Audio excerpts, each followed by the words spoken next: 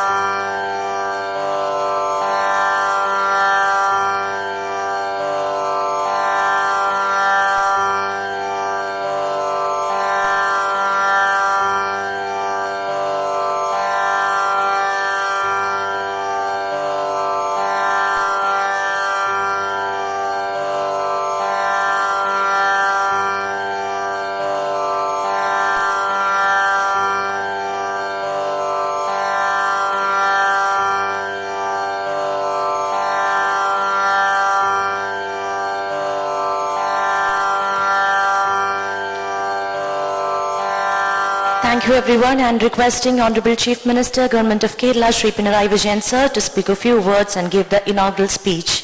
Thank you.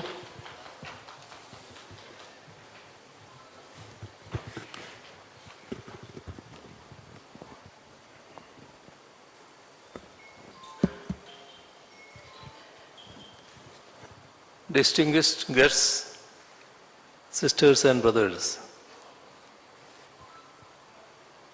greetings to you all.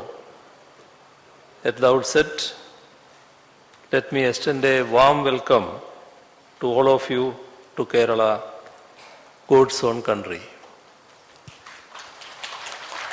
I hope that you all will have a fruitful time here, marked by meaningful discussions and deliberations.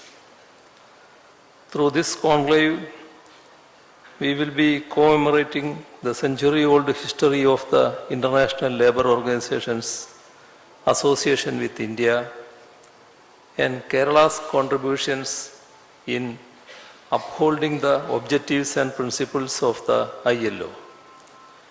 We will discuss workers' rights and labour practices in Kerala as well as in India in the larger context of the world.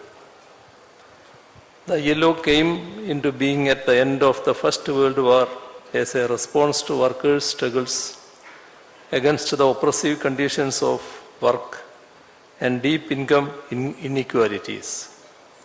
It has served and continues to serve as a platform for workers, employers, and government across the world to come together and strive to create a legal architecture for the governance of the world of work. India is one of the founding members of the ILO and became a permanent member in 1922. India has maintained a special bond with the ILO, although the last 100 years. The Government of India, national trade unions, federations, and major employers' associations are constant parts of the ILO. India has ratified 6 of its 8 fundamental conventions. The Employees' State Insurance was enacted in 1948 by the Government of India, which ensures state insurance to all employees with equal contribution from employees and employers. As far as Kerala goes, we have one of the best records with respect to workers' rights in the global south. Kerala is being exceptional in protecting and advancing workers' rights at a time when workers' rights are waning worldwide. In terms of providing decent employment, forming unions, workers' cooperatives, welfare boards and pension schemes, and ensuring inclusivity and the protection of migrant rights, Kerala has evolved as a role model. We comply with the main principles of the ILO, including the tripartite structure in which the government, employers and employees meet to resolve disputes. The right to work is upheld. Child labor has been outlawed. We affirm protection against discrimination. Social security is ensured, particularly with respect to women workers. Wage protection is offered. Workers' grievances are resolved. They have the right to organize and form trade unions. Collective bargaining and management participation is also available to our workers. All these are guaranteed by the state's safety net. Since 1957, when Kerala's first state government came to power, we have implemented a rights-based strategy to accommodate the requirements of workers in the formal and informal sectors. By passing the Kerala minimum wage rules in 1958, Kerala's first ministry showed the world how workers' rights can be protected by assuring minimum wages. Kerala is the first state in India to establish welfare fund boards for its workers, beginning with the Toddy Tappers Welfare Fund Board in 1969. It was in the same year that the Kerala Dinesh Bidi Workers Cooperative Society was also formed. Both experiments triggered the formation of a large number of welfare boards and workers' cooperatives all over the state across various sectors.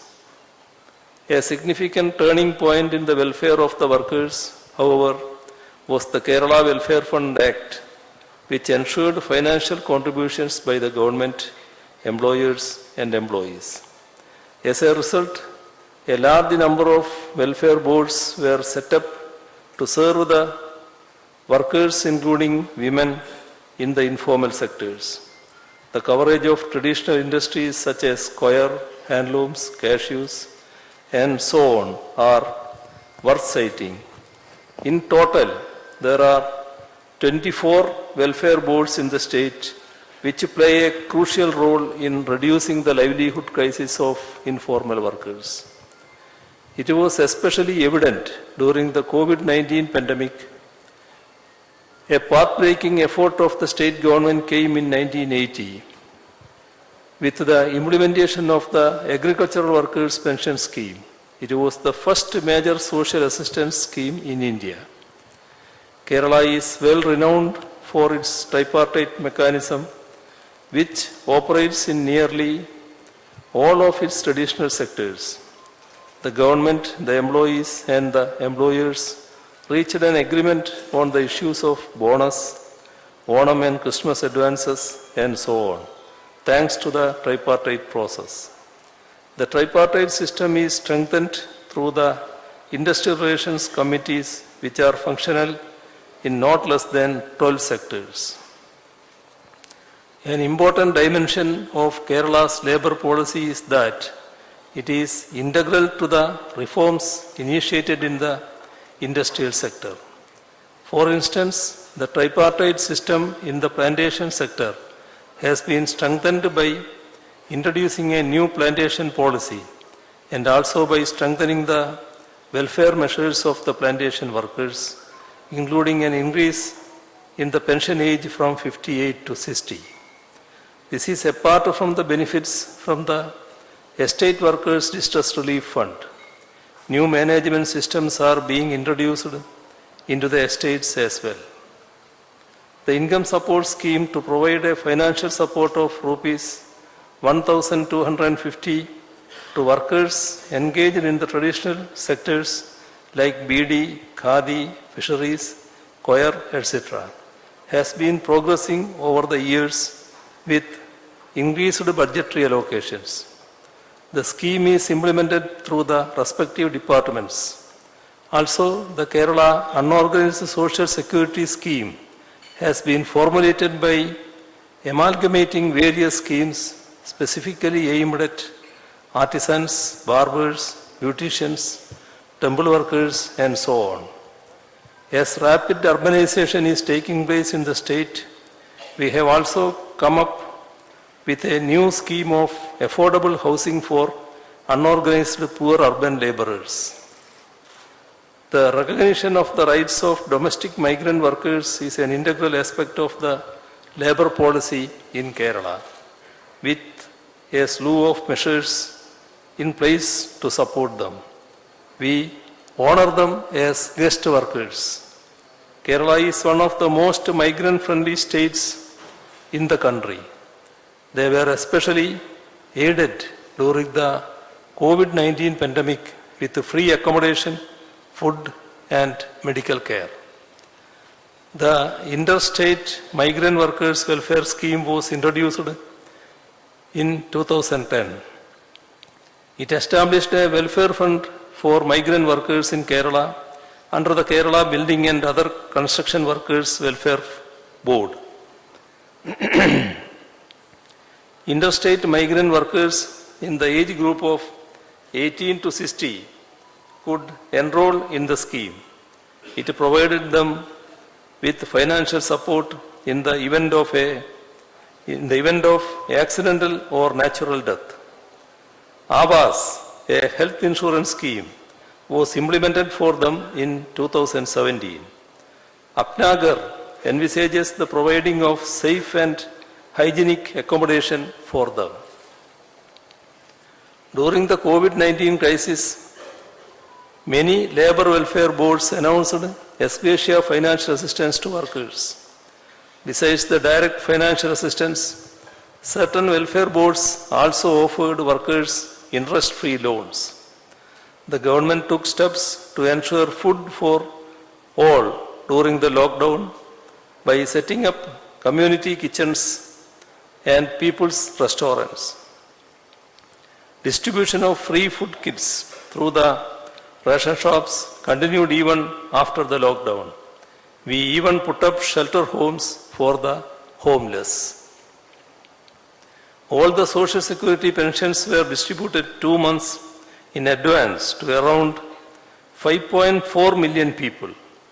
An economic revival package which included the distribution of interest-free loans amounting to rupees 2,000 crore through Kudumbashree was rolled out.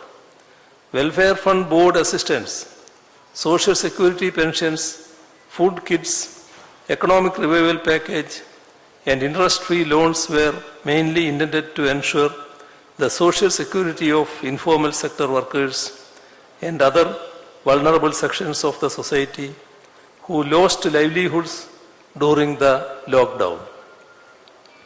Now, we are on the path of transforming Kerala into a knowledge economy and innovation society.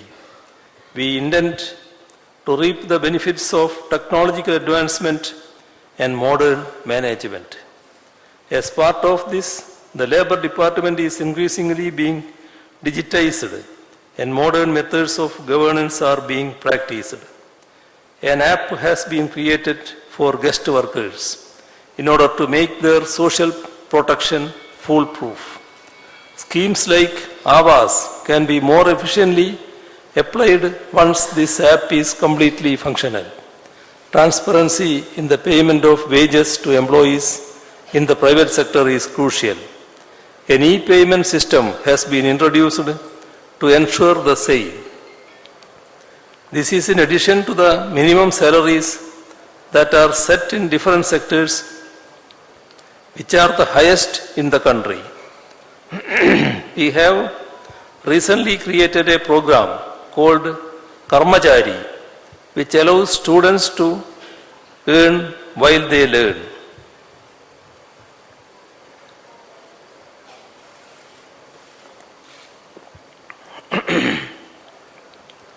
Students in higher education who enjoy working along with studying are urged to take part in the project that will be run by the Higher Education Department. A digital workforce management system has been developed by the Kerala Knowledge Economy Mission in order to enable students to sign up for the program and earn while they learn. We are giving importance to skills convergence and for institutional strengthening at the national, state and district levels. The Kerala Academy for Skills Excellence, CASE, has been designated as the state skill development mission. Various departments have their own skilling programs, which inadvertently result in duplication. This emphasizes the need for convergence across the departments under a mission at the state level. This mission would guide, coordinate, monitor, and evaluate skilling initiatives and bring all skill development activities of the state under a single umbrella. The question of skills gaps and skills convergence are adequately addressed through the initiatives of CASE, STEP, International Skill Training and Employability Program, and ASAP, Additional Skills Acquisition Program. Additionally, centers of excellence are being set up in various sectors and in higher education institutions to address this question. The Pradhan Mantri Kaushal Vikas Yojana and the Skills Acquisition and Knowledge Awareness for Livelihood Program are also being implemented in the state. Self-employment and other employment opportunities are made possible in Kerala by supporting MSMEs. In the last financial year alone, we have been able to set up close to 1.4 lakh MSMEs with a total investment of around rupees 8,500 crore, which in turn generated more than 3 lakh employment. The government pays special attention to the rights of workers as well as the IT sector and other closely related technology-oriented sectors as part of the development of the knowledge economy. Workers in the unorganized sector have access to a number of benefit programs, including pensions. The state has given special attention to women workers with a focus on their health, nutrition, working conditions, and other rights. The right to sit in the shops they work in has been legally assured. We are happy to announce that a specific bill for the protection of domestic workers' rights is nearing completion and that it would be the first of its kind in India. This is apart from the large number of benefits provided to the scheme and care workers in the state, who are predominantly women. Given the fact that as many as 84 sectors have minimum wages fixed and revised timely, Kerala stands ahead of many other states with respect to wages and benefits. Incidentally, I must point out that as per the RBI report, the highest daily wage rate for male non-agricultural workers in rural India is in Kerala at rupees 677.6 in 2020-21. It is more than double the all India average at rupees 315.3. The Government of India has introduced 4 new labour codes. Draft rules appropriate for Kerala have already been prepared for discussion in the state legislature. Workers' rights are part of Kerala's public discourse and ensuring them is part of our legacy. We will continue to uphold them. We have pledged to remove extreme poverty by 2025. We believe that Kerala can be as prosperous as an advanced middle-income country in the next 20 to 25 years with the qualification that no one will be left behind. Our path of development is distinguished by our concern and care for all people, regardless of gender, caste, religion, or social background. We are proud of our tradition of inclusiveness and of secular democratic advance, especially with regard to the world of work and labor. Let me conclude by assuring you all that the state government is keenly looking toward to the deliberations that emerge from this conclave. I wish the conclave success and declare it inaugurated. Thank you. Thank you so much, sir. And now I humbly request our Honorable Chief Minister Shri Pinarayi Vijayan sir to kindly release the book which is formulated by Department of Labour and Skills, Special Tozhil Kshemarangam magazine.